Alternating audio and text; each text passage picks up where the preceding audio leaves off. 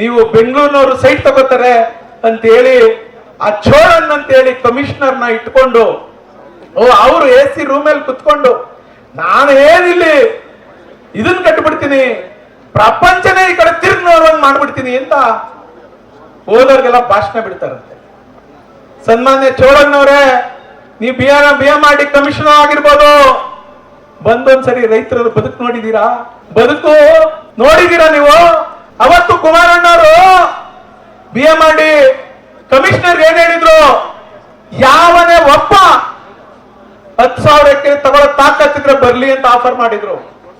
ಅವತ್ತು DLF ಅನ್ನೋ ಒಂದು ಕಂಪನಿ ಬಂದಿತ್ತು ಡೆಲ್ಲಿಯಿಂದ, 400 ಕೋಟಿ ಅವತ್ತು ವರ್ಷಗಳ ದುಡ್ಡು ಕಟ್ಟಿದ್ರು. ಕುಮಾರಣ್ಣ ಸರ್ಕಾರ ಹೋಯ್ತು, ಯಡಿಯೂರಪ್ಪನವ್ರು ಬಂದ್ರು, ಯಡಿಯೂರಪ್ಪನವರು ನಾವು ರೈತರ ವಿರೋಧ ಮಾಡಂಗಿಲ್ಲ ಅಂತ ಹೇಳಿ ಅವತ್ತು ರಿಜೆಕ್ಟ್ ಮಾಡಿದ್ರು. ಅವ್ನು ದುಡ್ಡು ತಗೊಂಡು ಹೋದ.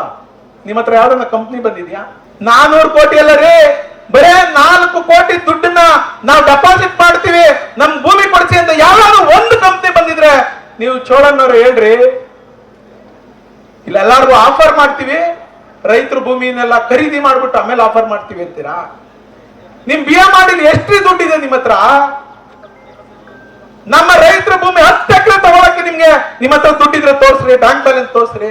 ನಿಮ್ BMRD ನಲ್ಲಿ 10 ಎಕರೆ, ಬರೀ 10 ಎಕರೆ ತಗೊಳಕ್ಕೆ ನಿಮ್ಗೆ ನಿಮ್ ಇಲಾಖೆನಲ್ಲಿ ದುಡ್ಡಿದ್ರೆ ನಾವು ನಿಮ್ಗೆ ಶರಣರಾಗಿ ಹೋಗ್ಬಿಡ್ತೀವಿ.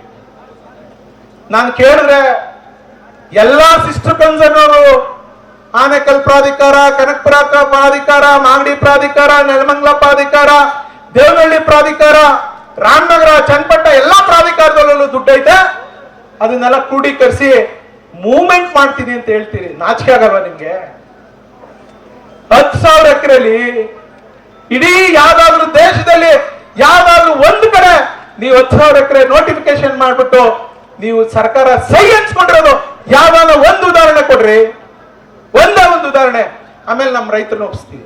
ರೈತರಿಗೆ ಬೆಲೆ ನಿಗದಿ ಮಾಡ್ತೀನಿ, ಸಭೆ ಮಾಡ್ತೀನಿ ಅಂತ ಹೇಳ್ಬಿಟ್ರಂತೆ. ನಮ್ಮ ರಾಮಣ್ಣ ಬಂದು ಹಿಡಿದ್ಬಿಟ್ರು. ಇಲ್ಲ